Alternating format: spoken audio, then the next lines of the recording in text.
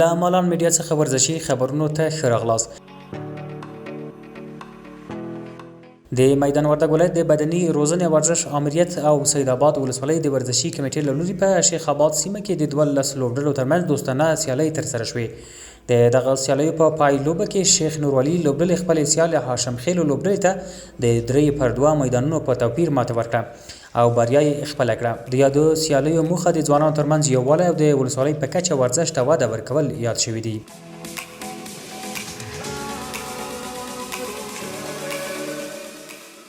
د بادغیس ولایت د فوټبال فدراسیون او سپورت امریت په همکارۍ د قادس ولسوالۍ په ورزشي میدان کې د شپږ لوبډلو ترمنځ د فوټبال سیالۍ پیل شوې. په دې سیالیو کې طوفان خراسان، اتحاد قادس، ستارگان، شاهین قدسی، انصار، علی لیسه او کوهستان جهان دوست لوبډلې ګډون لري او د 4 ورځو لپاره به د یو بل پر وړاندې ولوبېږي.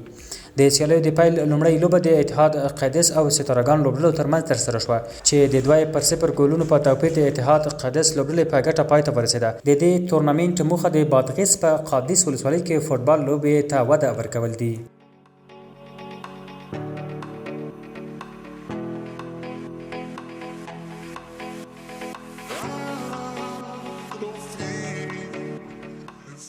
په پلازمینه کابل کې د بدني روزنې او ورزش عمومي ریاست په 1500 کسیز ورزشي جمنازیوم کې د کابل هندبال منتخب لوبډلې 5م پړاو ټاکنیزه سیالۍ د کابل کلب لوبډلې په لومړي مقام ګټلو سره پای ته ورسېدې. د دغه سیالیو د پای په مراسمو کې د بدني روزنې او ورزش عمومي ریاست ورزشي مشاور قاری حیات الله رحماني، فني او مسلکي رئیس عبدالمومن راد، د سیالیو دایرولو امیر عزیز رحمان ملنګ، د مشورتي بورډ غړي سید مبشر هاشمي او د هندبال فدراسیون مسؤلین شتون درلود. په دغه سیالیو کې د کابل ښار د هندبال اته لوبډلو ګډون درلود چې له ډلې د کابل کلب او هدایت کلب لوبډلو فاینل ته لار ومونده چې د کابل کلب لوبډلې د هدایت کلب لوبډلې ته د 4 پر 1 ګولو په توپیر ماته ورکړه او د دې سیالیو اتلولي یې خپله کړه. په پای کې ګټونکي لوبډلې ته کپ او غوره ورزشکارانو ته میډالونه او ستاینلیکونه هم ورکړل شول.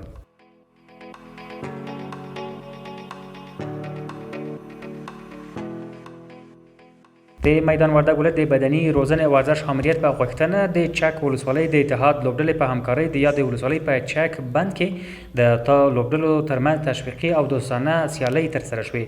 د یادو سیالیو پایلوبې ته د چک اتحاد الف او چک اتحاد بی لوبډلو لار موندلې وه چې په پایله کې اتحاد الف لوبډلې خپلې سیالې لوبډلې ته د 3-1 میدانونو په توپیر ماته ورکړه او بریا یې خپله کړه. د دغه سیالیو موخه د ځوانانو ترمنځ یووالی او د ولسوالۍ په کچه ورزش ته وده ورکول.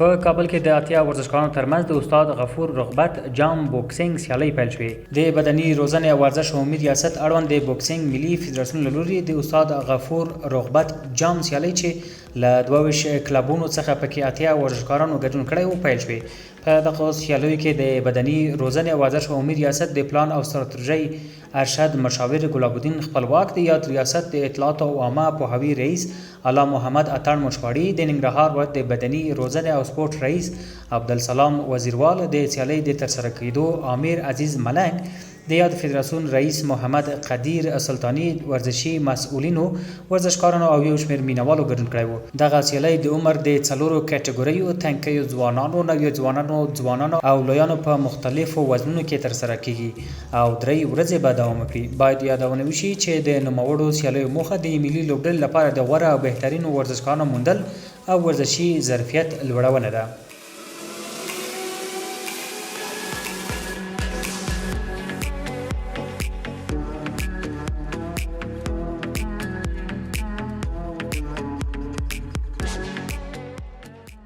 د افغانستان د فوټبال ملي لوبډلې د منځنۍ اسیا د ملتونو د جام په سیالیو کې له ایران څخه 6-1 ماتې وخوړه.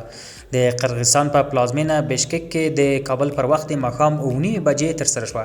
افغانستان د لوبې په لومړۍ نیمایي کې 4 او په دویمه نیمایي کې 2 ګولونه وکړل. د افغانستان یوازینی ګول د ایران پر وړاندې د فرشاد نور لخوا ووهل شو. د ایران لپاره سردار آزمون، علي رضا جهانبخش او رضا اسدي یو او مهدي ترمیمي 3 ځلې د افغانستان دروازې پرانیستې. افغانستان په خپله تیره لوبه کې قرغیزستان ته 1-0 ماتې ورکړه. په دې توګه افغانستان د ټورنمنټ بل پړاو ته د تګ څخه پاتې شو. دا لوبه په داسې حال کې ترسره شوه چې افغانستان د فیفا په نړیواله درجه بندۍ کې 155 او ایران په 24 مقام کې دی.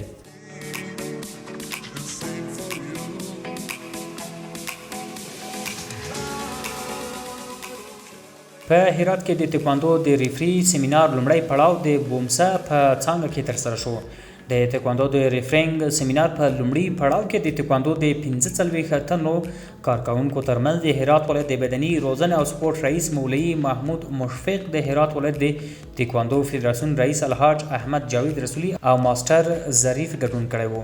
د افغانستان د تکواندو د فدراسیون د ټیسټ کمیټې او بومپیس کمیټې مشر هاشمي مدثر او د افغانستان د تکواندو ملي سیالۍ ترسره شوې. دغه سیمینار د افغانستان د تکواندو د ملي فدراسیون د ښوونکي استاد سید ظریف هاشمي لخوا په لار اچول شوی وو چې په نږدې راتلونکي کې د تکواندو په سیالیو کې د ملي ریفرانو د پیژندلو له نویو قوانینو سره آشنا او په نږدې راتلونکي کې د تکواندو د سیالیو لومړی پړاو ترسره شي.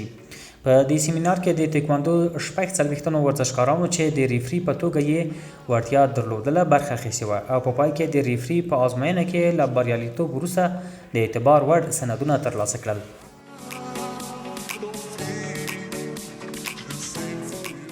او عربي رسنیو د اروپا د چمپیونز لیګ په سیالیو کې د فوټبال د 2 سوپر سټارانو د شل کلن د پای په اړه بحث وکړ. د رسنیو د راپورونو له مخې د ارجنټاین سوپر سټار لیونل میسی تېره اونۍ پریکړه وکړه چې په اروپا کې خپل فوټبال لوبې پای ته ورسوي او د امریکا په لیګ کې د انټر میامي لوبډلې سره یوځای شي. اولیا الریاضه مجلې د اروپا په اتلانو لیګ کې د میسی او رونالډو د شل کلنې دورې د پای په احصایو بحث کړی.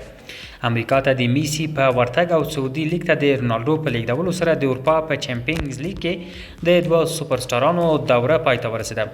میسی د اروپا د اتلانو په لیګ کې د خپلو 10 کلونو په موده کې 129 ګولونه وکړل او 4 ځلې د اروپا اتلولي وګټه. د رونالډو په مقابل کې هغه په دې تورنمنټ کې په خپل 2 لسیزو شتون کې 140 ګولونه کړي او 15 ځله د اروپا اتل شو.